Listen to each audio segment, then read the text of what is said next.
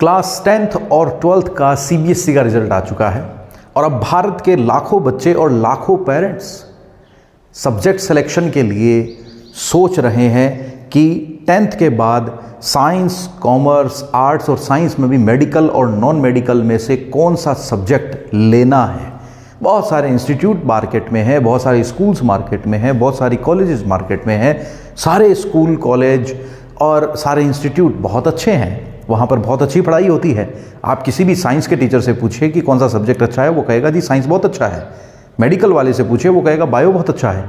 आप किसी इंजीनियर से पूछिए, वो कहेगा जी मैथ्स बहुत अच्छा है, उसमें बहुत सारे स्कोप हैं।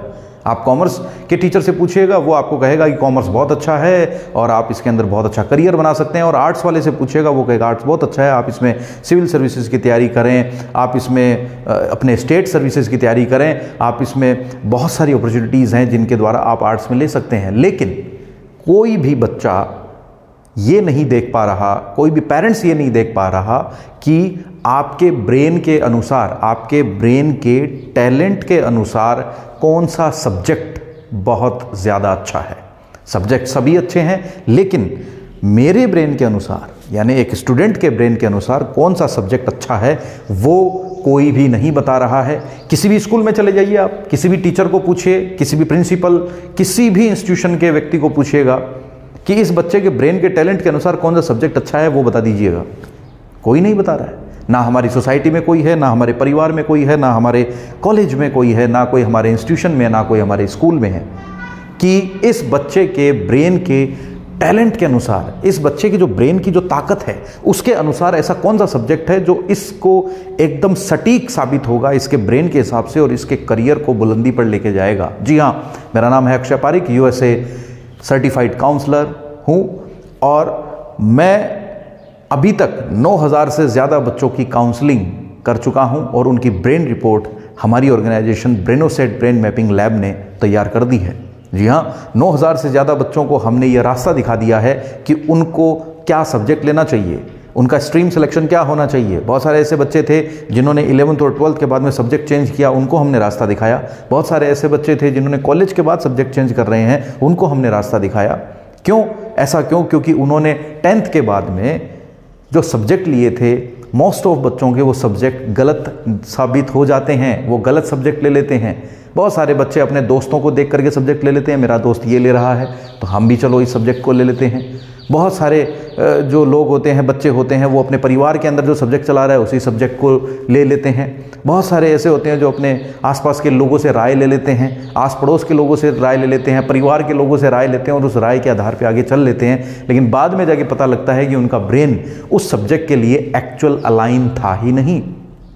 उनको दूसरा सब्जेक्ट अलाइन था, दूसरा सब्जेक्ट सूट कर रहा था उनके ब्रेन के अनुसार। और बाद में जब वो बच्चे बड़े होते हैं, थोड़े समझदार होते हैं, अपने बुद्धि का यूज करके अपना सब्जेक्ट चेंज करते हैं और वो चेंज करने के बाद में वो सही ट्रैक पर आ पाते हैं। और इवन हमने कई बच्चों को ऐसे भी देखा है कि उन्होंने 11th 12th के बाद में कॉलेज में सब्जेक्ट चेंज किया और कॉलेज के बाद में जब मास्टर्स की बारी आती है तो मास्टर्स में भी सब्जेक्ट चेंज करते हैं। और एट द एंड जब वो खड़े होते हैं कि हमें अब करियर की बात आती है तो वो कहते हैं कि सर हमने 5 साल, हमारे पिछले 7 साल हमारे किसी भी काम के नहीं रहे, एक जगह पर फोकस नहीं रहे, एक जगह पर किसी सब्जेक्ट में रह नहीं पाए क्योंकि हमें कोई मार्गदर्शन देने वाला नहीं था कि हमारा दिमाग कौन से सब्जेक्ट के लिए बेटर है। तो ये सबसे बड़ा यक्ष प्रश्न है आज भारत के लिए। बहुत सारे बच्चे डॉक्टर बनना चाहते हैं, इंजीनियर बनना चाहते हैं, कोचिंग में एडमिशन लेना चाहते हैं, यूपीएससी की तैयारी करके आईएएस बनना चाहते हैं, डॉक्टर बनना चाहते हैं, डिफेंस में जाना चाहते हैं, आर्मी, एयरफोर्स, इन सब में आर्किटेक्चर बनना चाहते हैं, डिज़ाइनर बनना चाहते हैं, मैनेजमेंट के अंदर जाना चाहते हैं, बिजनेस करना चाहते हैं, बिजनेसमैन बनना चाहते हैं, पॉलिटिशियन बनना चाहते हैं, लॉ की तैयारी, क्लेट की तैयारी करना चाहते हैं। बहुत सारे ऑप्शंस हैं, लेकिन इन ऑप्शंस के अंदर सबसे बेस्ट ऑप्शन आपके बच्चे के ब्रेन के अनुसार, उसकी ताकत के अनुसार कौन सा है, ये कौन बता रहा है? कोई नहीं बता रहा है। जी हाँ, हम बता रहे हैं। आप हमारे से संपर्क कर सकते हैं।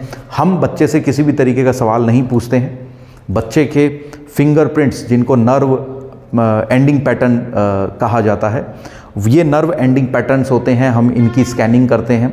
इन्हीं के साथ में हमें आवश्यकता रहती है तो हम करते हैं बच्चे की आइरिश एनालिसिस, यानी जिसको आप इरिडोलॉजी बोलते हैं। हम आइरिश को भी स्कैन करते हैं और उसके बाद में बच्चे की एक रिपोर्ट तैयार की जाती है उसके ब्रेन की, कि ब्रेन के कौन कौन से हिस्से में न्यूरॉन्स ज़्यादा हैं डिस्ट्रीब्यूशन, और कौन से हिस्से में न्यूरॉन्स का एवरेज डिस्ट्रीब्यूशन है और किस हिस्से में न्यूरॉन्स का कम डिस्ट्रीब्यूशन है। और उसके आधार पे पूरी एक रिपोर्ट बनती है जो लगभग 50 पेजेस से ज़्यादा की एक रिपोर्ट आती है। और उस रिपोर्ट में तमाम ऐसी जानकारियाँ होती हैं जिन जानकारियों के बारे में पता ही नहीं होता है एक अभिभावक को और एक बच्चे को खुद को।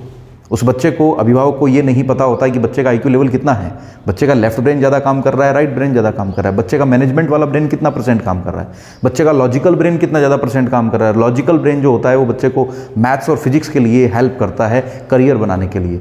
बच्चे का लैंग्वेज एंड लिसनिंग एबिलिटी वाला ब्रेन कितना काम कर रहा है, वो बच्चे के लिए आर्ट्स की जितनी भी सब्जेक्ट्स होते हैं उनको हैंडल करने के लिए पावर देता है। बच्चे का ऑब्जर्वेशन लेवल कितना है, उसकी रीडिंग एबिलिटी का ब्रेन कितना % काम कर रहा है, बच्चे के अंदर लीडरशिप वाला जो ब्रेन है वो कितना % काम कर रहा है, उसका ग्रोस मोटर वाला जो ब्रेन है वो कितना काम कर रहा है। क्योंकि ग्रोस मोटर और फाइन मोटर दोनों मिलकर के उस बच्चे को एक स्पोर्ट्समैन बनाते हैं। बहुत सारे बच्चे अच्छा स्पोर्ट्स खेलते हैं और स्पोर्ट्स के द्वारा अपना करियर बना सकते हैं, डिफेंस के द्वारा अपना करियर बना सकते हैं। तो वो पूरी एक एनालिसिस, बहुत सारे बच्चे डिज़ाइनिंग करके, यानी उनका जो विजुअल कॉर्टेक्स है वो बहुत ज़्यादा फास्ट होता है, बहुत ज़्यादा उनमें न्यूरॉन्स डिस्ट्रीब्यूशन हुआ रहता है, वो विजुअल इंटेलिजेंसी के द्वारा अपना करियर बनाते हैं। मैं इस पूरी वीडियो के अंदर आपको नहीं बता पाऊंगा सारी चीज़ें, लेकिन मैं आपको ये कहता हूं कि आज रिजल्ट आ चुका है।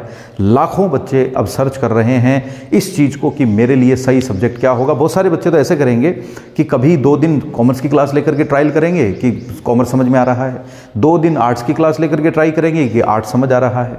कई बच्चे ट्रायल करेंगे कि साइंस बायो की क्लास लेकर ट्रायल कर रहे हैं कि साइंस बायो समझ आ रहा है। 2 दिन क्लास लेंगे मेडिकल मैथ्स की क्लास लेंगे कि वो समझ में आ रहा है। उसके बाद वो सोचते हैं कि कौन सा लें, फिर भी वो कन्फ्यूजन स्टेट माइंड के अंदर रहते हैं। भैया टाइम वेस्ट मत करिए, इतना समय लगाने की ज़रूरत नहीं है। ये देश आगे बढ़ रहा है, इस देश के अंदर टेक्नोलॉजी इस लेवल पे अब आ चुकी है।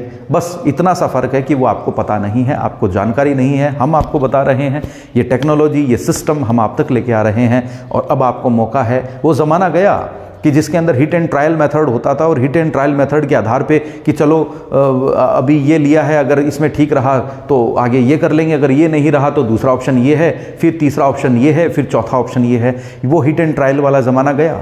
आजकल ज़माना बहुत एडवांस हो गया है, देश बहुत एडवांस हो गया है भारत का, और नई नई टेक्नोलॉजीज इसमें आ गई हैं जिसको सपोर्ट किया है बहुत अच्छे अच्छे मोटिवेशन गुरुज़ ने, जिनको सपोर्ट किया है हमारे देश के प्रधानमंत्री जी ने, जिसको सपोर्ट किया है IIT के जो स्टूडेंट्स हैं उन्होंने उसको कंप्लीट इस लेवल पे तैयार किया जा चुका है। ये विदेशों की टेक्निक है, मैं आपको बता दूं। 1971 से सबसे पहले USSR के द्वारा इस टेक्नोलॉजी का यूज़ किया गया था और उन्होंने ओलंपिक्स गेम्स के अंदर खिलाड़ियों के चयन के लिए इसका इस्तेमाल किया था। और उसी के बाद में चाइना ने इसको एडॉप्ट किया, उसके बाद जापान ने किया। यूरोप पूरी कंट्री जिस टेक्नोलॉजी को इस्तेमाल करके वहाँ के बच्चों का टैलेंट आइडेंटिफाई करती है और उन बच्चों को उसी फील्ड में डालती है जिस फील्ड के अंदर वो बच्चे टैलेंटेड हैं। और अभी रिसेंटली USA बड़े लेवल के ऊपर इस टेक्नोलॉजी का इस्तेमाल कर रहा है और आप देखेंगे कि आज हमारे भारत देश की पॉपुलेशन बहुत ज़्यादा है।